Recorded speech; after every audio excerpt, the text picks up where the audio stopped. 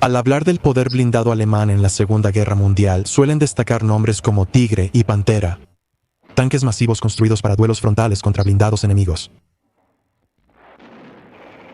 Uno de los vehículos alemanes más efectivos de la guerra no era un tanque, sino el Sturmgeschütz o cañón de asalto.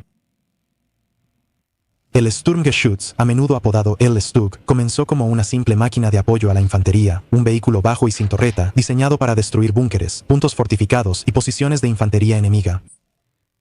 Poco probable que esta máquina se volviera uno de los cazatanques más temidos en el frente oriental. Gracias a la necesidad, la improvisación y su efectividad, el Stug pasó de ser un vehículo de apoyo a convertirse en el cazatanques más exitoso de Alemania. Al terminar la guerra, los Stugs causaron más bajas de vehículos blindados que los Tiger y Panther juntos. Esta es la historia de cómo un diseño sencillo, pensado para apoyar a la infantería, se convirtió en el inesperado pilar de la defensa blindada de Alemania.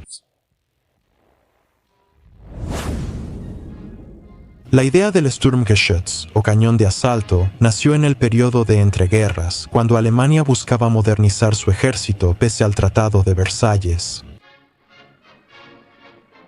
La Primera Guerra Mundial no solo destruyó imperios, sino también las antiguas formas de combatir. Entre las muchas lecciones aprendidas estaba la peligrosa brecha entre la infantería y la artillería. Los soldados requerían fuego para destruir búnkeres y nidos de ametralladoras, pero la artillería remolcada era muy lenta para acompañarlos. En los años 30, los planificadores alemanes reconsideraban el problema. En 1935, el general Erich von Manstein propuso una nueva solución. Un cañón móvil y blindado que pudiera acompañar a la infantería en combate, protegido por blindaje y capaz de destruir puntos fortificados y, si era necesario, tanques enemigos. Su idea no era crear grandes agrupaciones como tanques, sino pequeños pelotones de cañones de asalto junto a la infantería. No había un acuerdo claro sobre cómo proceder con el concepto. Críticos como Heinz Guderian decían que los tanques normales ya apoyaban bien a la infantería.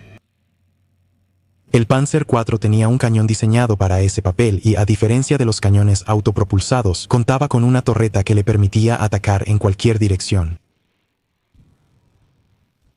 Tras analizar los argumentos, el alto mando alemán aprobó desarrollar un vehículo blindado para apoyar a la infantería.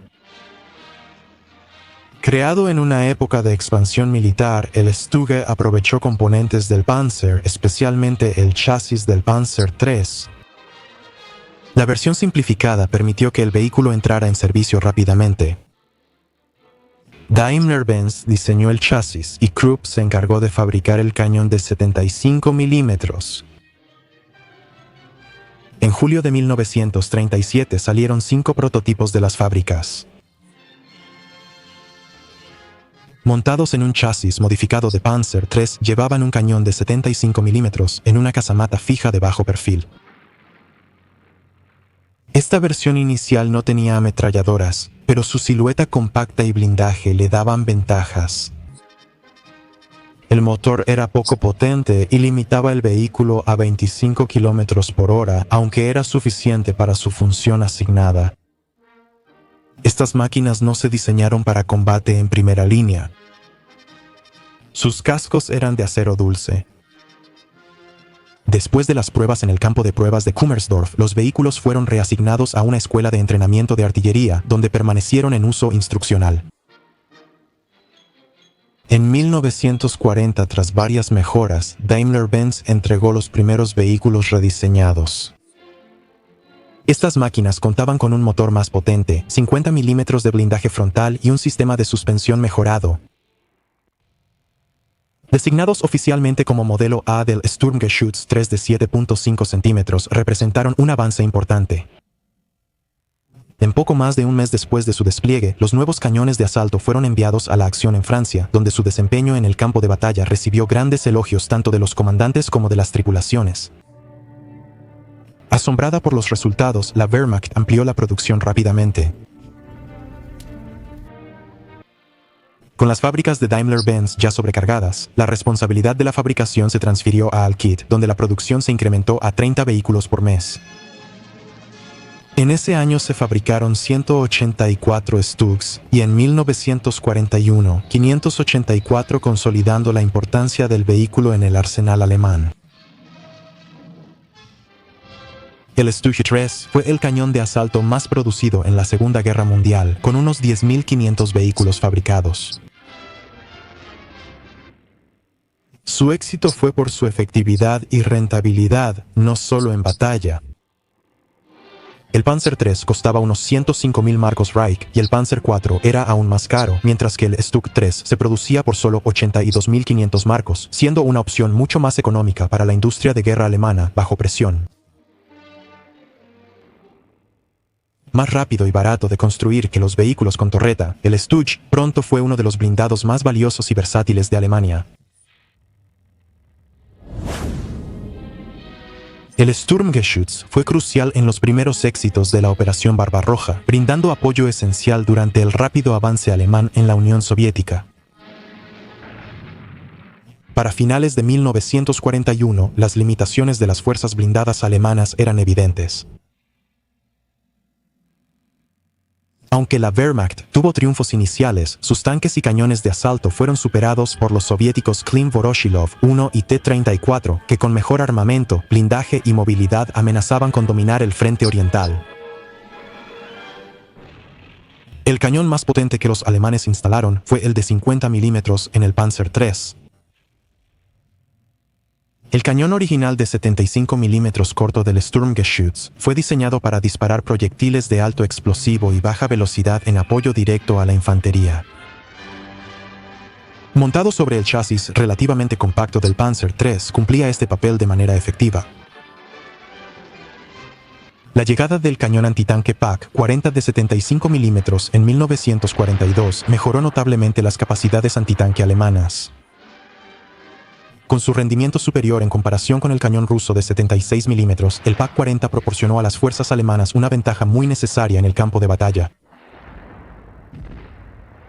Los alemanes se adaptaron rápidamente montando el cañón PaK-40 en cada vehículo capaz de transportarlo. El diseño fijo y sin torreta del Stug tenía una ventaja inesperada.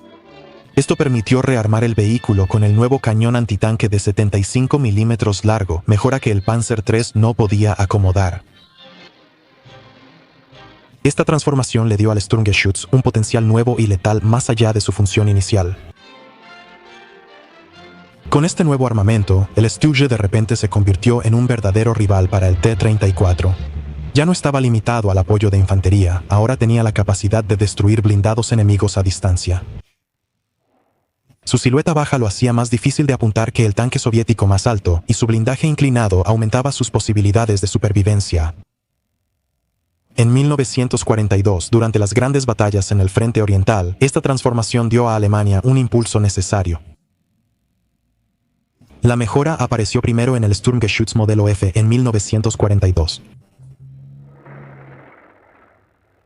Con el cañón de 75 milímetros L4-3, el Stug podía disparar proyectiles perforantes a mayor velocidad, superando en destrucción de tanques al cañón de 50 milímetros del Panzer III.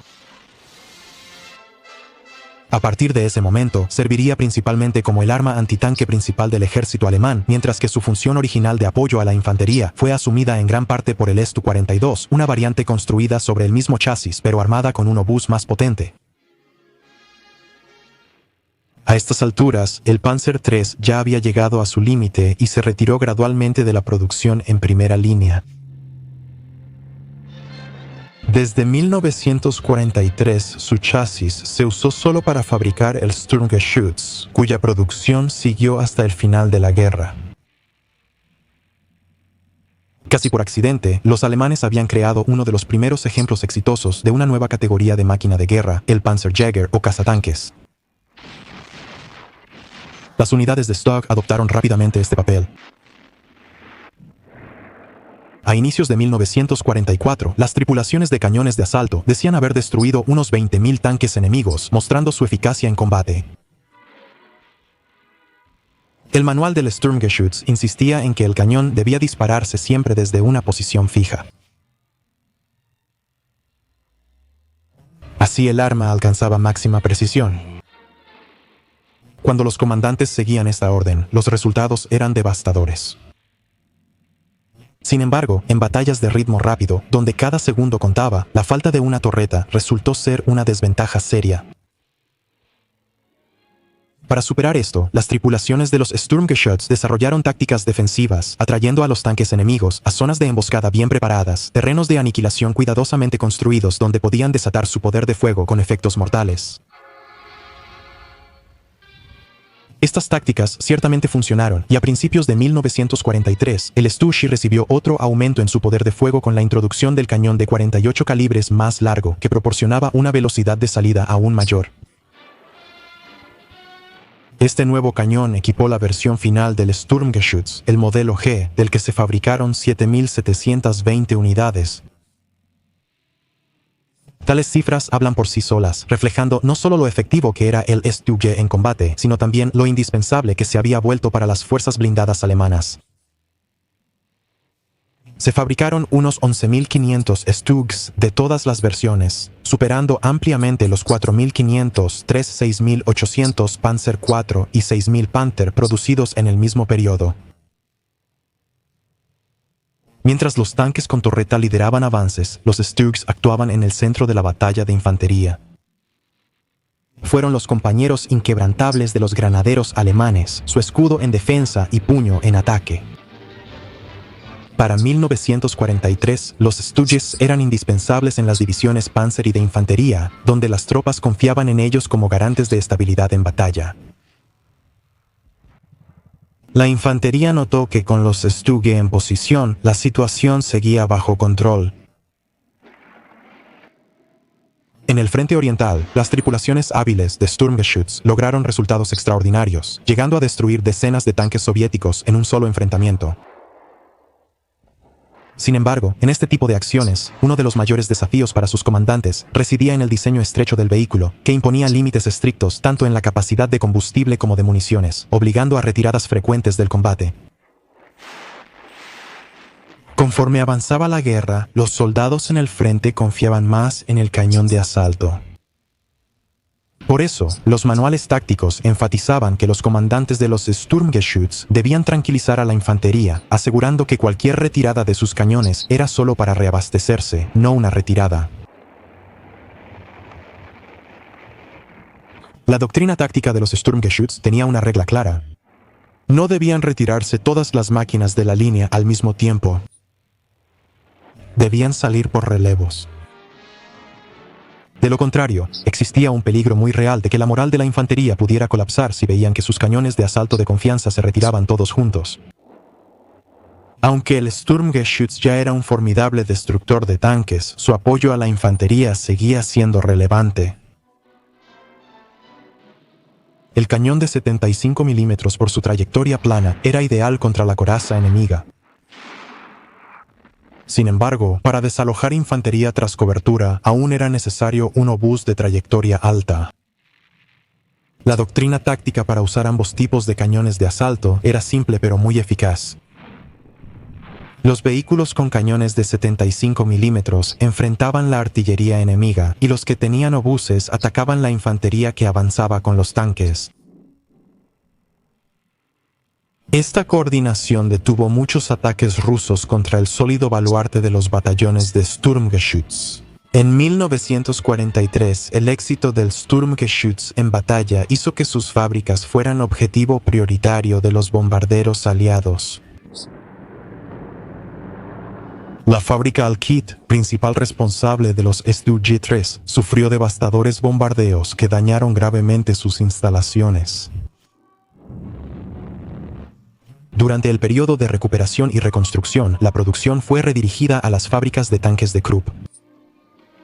Sin embargo, Krupp se especializaba en la fabricación de Panzer IV en lugar de Panzer III, lo que generó complicaciones significativas para la producción de Sturmgeschütz. En 1943, Krupp fabricó alrededor de 1.500 Sturmgeschütz utilizando el chasis del Panzer IV junto con el exitoso cañón L-48. Estos vehículos, llamados Sturmgeschütz 4, resultaron tan efectivos como los Stug 3. Al terminar la guerra, las tripulaciones de los Stug destruyeron más de 30.000 tanques enemigos. Un logro notable: en promedio, cada Stug destruía 3 vehículos enemigos. Su reputación fue tal que las órdenes soviéticas advertían a los comandantes de tanques evitar enfrentar al Sturmgeschütz de frente y atacar su blindaje lateral o trasero, que era más débil. Se fabricaron unos 11.500 Sturmgeschütz, siendo el vehículo blindado alemán más producido de la guerra. El Sturmgeschütz no solo demostró ser altamente efectivo en el campo de batalla, sino que también era significativamente más barato, rápido y fácil de producir que los tanques completamente torretados construidos sobre el mismo chasis, un factor crítico para la guerra cada vez más exigente de Alemania. A medida que el conflicto se prolongaba y los ejércitos alemanes en todos los frentes enfrentaban la abrumadora oleada de blindados soviéticos y aliados, los recursos de producción se redirigieron de manera constante hacia el Sturmgeschütz. Su diseño y función eran ideales para la guerra defensiva, maximizando sus fortalezas con gran efectividad. Desde sus inicios como cañón de apoyo a la infantería, el Sturmgeschütz se convirtió en el cazatanques más importante de la Wehrmacht. El cañón largo de 75 milímetros transformó al Stug de destructor de búnkeres en un cazador en el campo de batalla, capaz de destruir blindados enemigos a distancia. En las últimas etapas de la guerra, dejó de ser un arma auxiliar para convertirse en la base de la defensa blindada alemana, combinando efectividad, eficiencia y adaptabilidad como pocos vehículos de la época. Al final, el Sturmgeschütz nunca estuvo destinado a ser el principal cazatanques de Alemania. Sin embargo, por necesidad en el campo de batalla y una adaptación ingeniosa, se convirtió exactamente en eso. Lo que comenzó como un cañón de apoyo de bajo perfil, se convirtió en el caballo de batalla blindado más temido y efectivo de la Wehrmacht. Sus tripulaciones destruyeron miles de tanques enemigos, mantuvieron la línea cuando otros vehículos fallaron y ganaron el respeto incluso de tripulaciones de T-34 y Sherman. La historia del Stug no es solo de ingeniería, sino de evolución bajo fuego, un recordatorio de que a veces los diseños más modestos pueden dejar la huella más profunda en la historia.